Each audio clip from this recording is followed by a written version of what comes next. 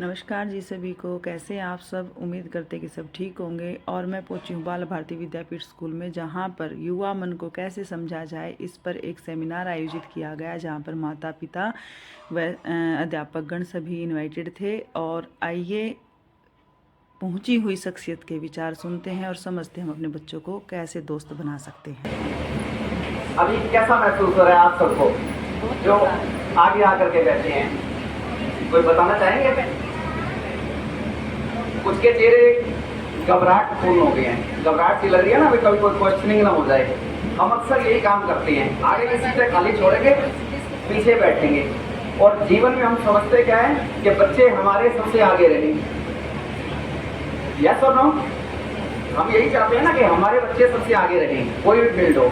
लेकिन आप नोट कीजिए कि हम हमेशा आगे की कुर्सियां खाली छोड़ते हैं, वहां हमारे बच्चों ने आके नहीं बैठना है।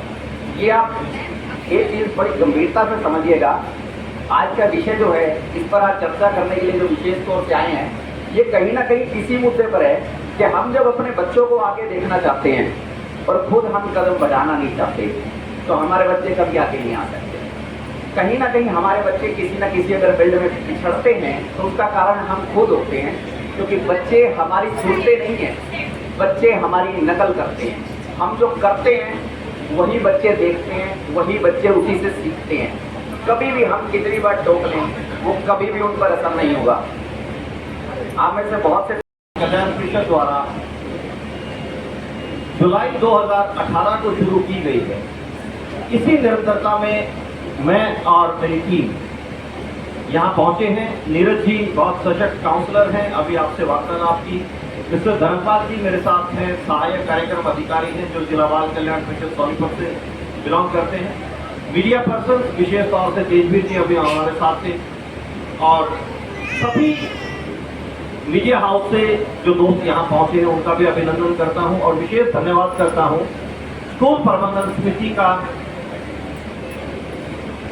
बोर्ड साहब का, प्रिंसिपल मैडम शोभन कौशिक जी का और उनकी सशक्ति टीचर्स और वो प्यारे बच्चे जो उनको शक्ति और मोटिवेशन प्रदान करते हैं। और स्पेशल थैंक्स करना चाहूंगा महिला शक्ति का, क्योंकि आप अगर बराबर में देखेंगे तो आज भी संख्या महिलाओं की ज्यादा है। आप अपने लिए ताजा हो जाते हैं। कहने को तो कुछ भी कहा जा सकता है। एक किसान से, चाहे वो 100 एकड़ का जमींदार है, वो 1 एकड़ का जमींदार है, अगर किसान से ये पूछा जाए कि क्या करते हो, वो कहेगा कुछ नहीं करता भाई साहब। और ऐसी कहानी महिलाओं की है, वो कितनी ही एजुकेटेड हैं, वो कितनी ही काबिल हैं, कितनी ही कुशल हैं। एक गृहिणी से जब बात किया जाता है कि आप क्या करते हो, वो भी कहते जी कुछ नहीं करते। इस सच्चाई को हम और आप अच्छे से समझ सकते हैं, जानते हैं कि अगर एक किसान खेती करना छोड़ देगा, हम भूखे मर जाएंगे। यूं ही अगर एक महिला घर को संभालना छोड़ देगी तो सब कुछ अव्यवस्थित हो जाएगा। भूखे ही नहीं मर जाएंगे, सब कुछ अव्यवस्थित हो जाएगा। और ये बात एक काउंसलिंग केस में बड़ी अजीब सी हमें समझ में आई। मामला किसी बच्चे का था, बच्चा बड़ा डिस्टर्ब था। कहानी लंबी चौड़ी है, लेकिन उसका जो निष्कर्ष है, उस भाव को मैं बताना चाहता हूं कि जिस दिन वो ज्यादा डिस्टर्ब था बच्चा और हमारे काउंसलर वहां काम के लिए गए, फॉर्चुनेटली अनफॉर्चुनेटली उसने संपर्क किया और बताया कि मैं बहुत विचलित हूं और पारिवारिक परिस्थितियों से ज्यादा विचलित हूं। जो बच्चे ने बहुत लंबी चौड़ी सी बात बताई, उसके काउंसलिंग सेशन हुए और उससे ज्यादा उसके माता पिता की बात।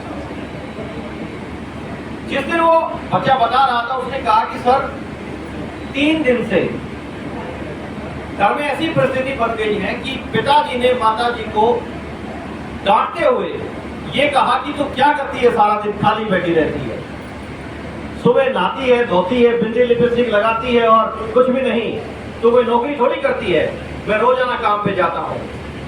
माताजी मुस्कुराई और कहा कि क्या मनपसंद खाना खाना है बताओ। गुस्सा हो सकता है आपके कार्यस्थल का हो, मैंने झेल लिया, कोई बात नहीं। लेकिन पिताजी इस सब के बावजूद भी नहीं समझे, बहुत डांटा। मां को थोड़ी सी निराशा हुई, लेकिन रिएक्ट नहीं किया। अगले दिन फिर वही कहानी दोहराई और बीते हुए कल तीसरे दिन फिर वही कहानी दोहराई। अब तीसरे दिन क्या घटना हुई कि शाम के वक्त पिताजी जब घर पे आए तो दरवाजा जैसे ही खोला तो वहां पे कुछ सामान निकला बिखरा पड़ा हुआ था, ठोकर लगी। अब वो ठोकर लगी तो माता जी को फिर गुस्से से चिल्लाए, कहाँ हो, क्या कर रही हो?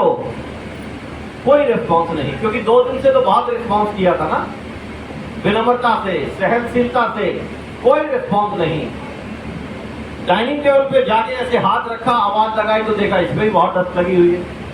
किचन में गए कि कुछ पानी वानी पी लो, वहां भी सब कुछ बिखरा बिखरा है, बर्तन भी झूठे पड़े हुए हैं। बेडरूम में गए तो एज यूजुअल वो टीवी देख रही थी, आराम फरमा रही। बोले मैं कब से चिल्ला रहा हूं, तुम्हें सुनाई नहीं देता क्या? फिर भी नहीं बोली। बोले मैं तुम्हें कह रहा हूं, सुनाई दे रहा है। बोले ओहो आप आ गए, आ जाओ। बोले इसका क्या मतलब है? मैं वही तो कह रहा हूं कि दिन भर क्या करती हो? बोले सर सिर्फ वही करती हूं जो आज नहीं किया। कल तक और परसों तक आपकी नाराजगी का कारण जो भी था वो जायज नहीं था। आज जो आपने महसूस किया वो जायज है, लेकिन ये सिर्फ आपके जवाब का उत्तर इसी तरीके से मैं दे सकती थी, आपको पता लगे कि मैं दिन भर क्या करती। निसंदेह हमारी माता, हमारी स्पाउस, बीवी, घर की कोई भी महिला एक निर्माण की प्रक्रिया से बच्चा गुजर रहा है। इमारत जब बनाते हैं ना, एक जमीन का टुकड़ा खरीदते हैं, फिर उसमें अच्छी फाउंडेशन डालते हैं, नक्शा बनवाते हैं, तरह तरह की हमारी कल्पना शक्ति होती है, तरह तरह से विचार विमर्श होता है और हम बेहतर से बेहतरीन इमारत बनाना चाहते हैं। दुर्भाग्य ये है कि माता पिता, डोंट माइंड में किसी को व्यक्तिगत नहीं कह रहा, अधिकतम संख्या के माता पिता ये हैं जो बच्चों का सही से निर्माण नहीं कर रहे।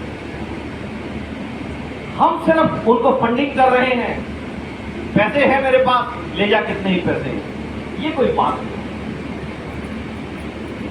मां कितने सहज के रखती है बच्चे को, जन्म देने से लेकर आखिरी घड़ी तक वो उसके लिए वो छोटा बच्चा ही रहता है, पिता के लिए भी रहता है। पिता की अपनी व्यवस्थाएं हैं, मां की अपनी व्यवस्थाएं। लेकिन अभी जो एक बाइक ले रहे थे, वहां से एक सवाल आया था, आप अपने आसपास के परिवेश में झांकें और महसूस करें कि जो डिजिटल टेक्नोलॉजी की हम बात कर रहे हैं, आज के दिन हर हाथ में ना चलता फिरता बम है।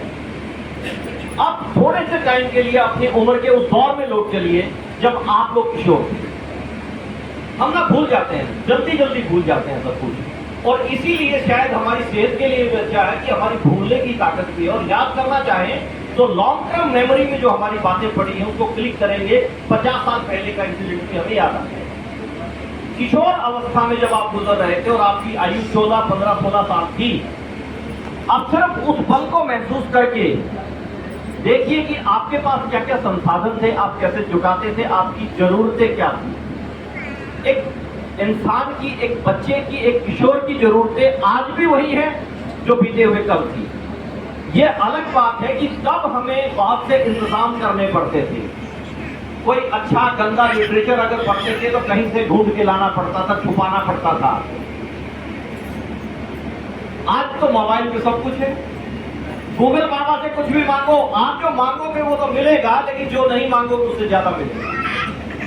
ठीक से आपका एब्रिविएशन ठीक नहीं है, आपने ठीक से बोला नहीं है, आपकी टाइपिंग में कोई मिस्टेक हो गई है, लिखना कुछ चाहते हैं, लिख दिया कुछ है। उस बच्चे को जो 12, 13, 14, 15 साल का है, वो सब मिल जाता है जो उसको नहीं चाहिए। उस वक्त उसके मन में एक जिज्ञासा, एक उत्सुकता, ये क्या है, वो उसको ओपन करता है, उसको देखता है, और ये भटकाव के लिए बहुत सहायक सिद्ध हो रहा है मोबाइल को। मेरा आपसे विनम्रता से निवेदन ये है कि आप ईंट और गारा की मिट्टी की जो इमारत बना रहे हैं, बेहतर से बेहतरीन बनाइए, लेकिन असली इमारत, उनका निर्माण आप ज्यादा नजदीक रहेंगे। जीवन सफलता के लिए हम हर आयाम की कोई साबित करना चाहते हैं, अपने आप को एक कदम आगे बढ़ाना चाहते हैं कि हमें जीवन में सफलता मिलनी चाहिए। जीवन भर सफलता और संघर्ष साथ साथ चलते हैं। और यही अभिभावक और बच्चों के दृष्टिकोण से हम सोचें, कभी प्यार, कभी लाड, कभी तकरार, कभी गुस्सा, बहुत संघर्ष है। मतलब पेरेंटिंग इज ए चैलेंज।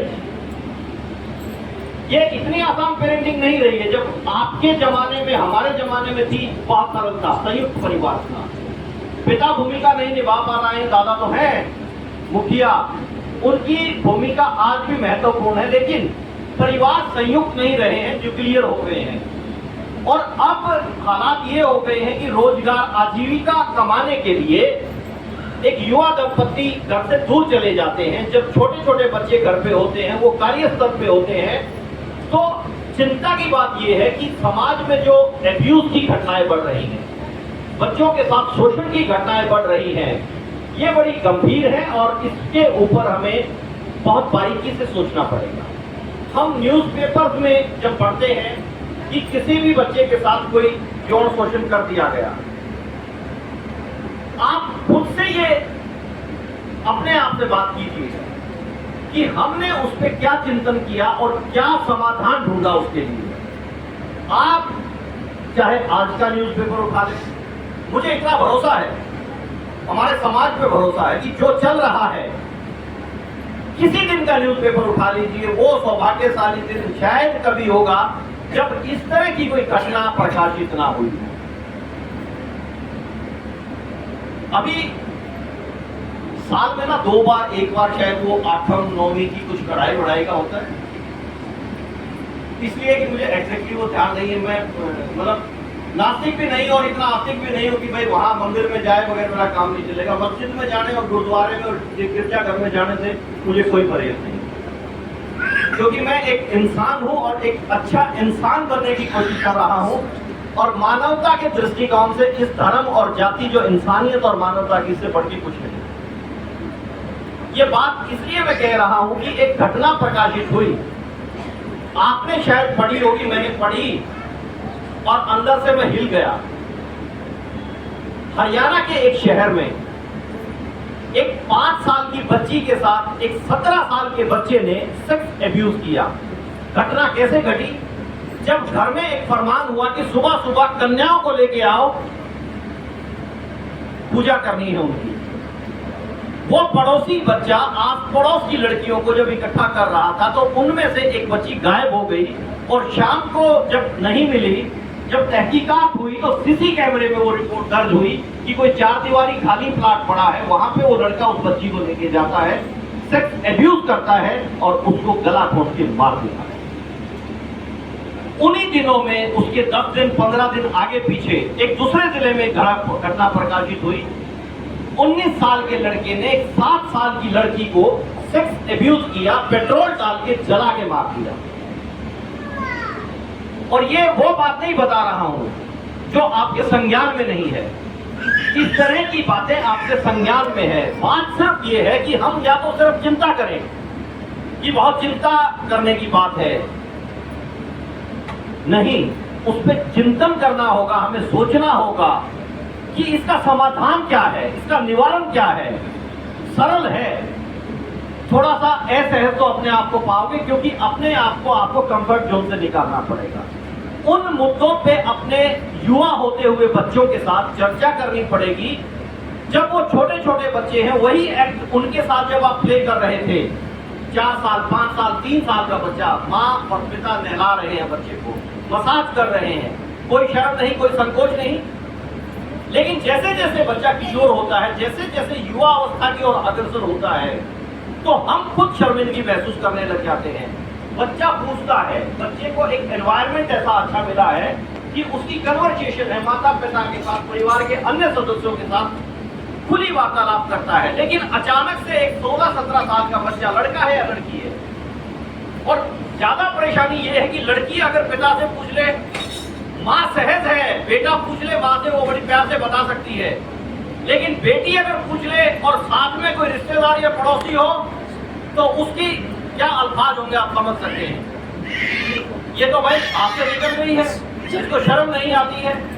अरे नहीं, वो बच्ची साहसी है और उससे साहसी उसका पिता है जो उसकी प्रतिक्रिया करता है, उसको बताता है। हम उन लोगों की सुन रहे हैं जिनकी जरूरत नहीं है। हम अपने परिवार में, अपने आपस में जो मियाँ बीवी हैं, उनके बुजुर्ग हैं, हमारे जो बुजुर्ग हैं, उनकी बहुत महत्वपूर्ण भूमिका है। उनके सानिध्य में रहें, उनसे चर्चाएं करें, क्योंकि आप माता पिता, आपसे बड़ा कोई शिक्षक नहीं है। पहला विद्यालय बच्चे का घर होता है और पहली टीचर माँ और पिता होते हैं। उसके बाद वो गुरुजन हैं, जब वो स्कूल में आते हैं और बहुत से विषयों पे उनको जागरूक करते हैं। प्रतिदिन अपना एक शेड्यूल बनाइए। घर में हर किसी के डाइनिंग टेबल है।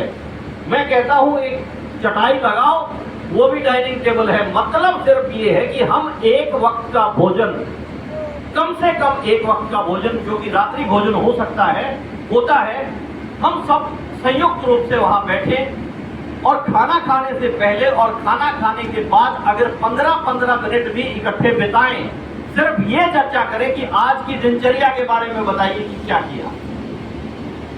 आप खुद से महसूस करेंगे कि बहुत परिवर्तन हो रहा है, एक सकारात्मक परिवर्तन हो रहा है। आज समय नजरअंदाजी का नहीं है। आज समय है ज्यादा क्वालिटी, आपका टाइम जो है क्वालिटेटिव होना चाहिए और आप नजदीक बच्चे के रहें, जैसे बचपन में रहे।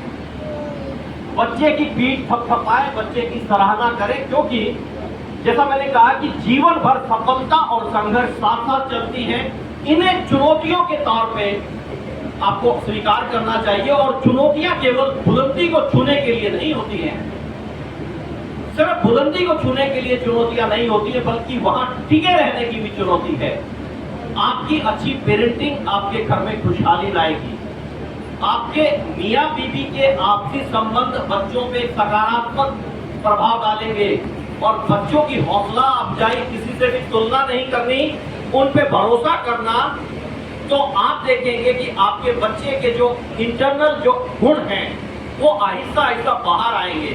उनको सिर्फ वो सपोर्ट कीजिए, उचित मार्गदर्शन कीजिए। और कहूं तो कि माता पिता की भूमिका अदा कर रहे हैं आप, माता पिता की भूमिका अदा कर रहे हैं आप, इसका सत्कार करो। ये कुदरत ने ना हर किसी को अवसर नहीं दिया है। हजारों पेरेंट्स नहीं कहूंगा मैं, दंपति, उनमें से शायद एक आधा ऐसा होता है जिसको संतान प्राप्ति नहीं है। आप लोग, हम लोग वो सौभाग्यशाली माता पिता हैं जिनके यहाँ कुदरत ने औलाद दी है।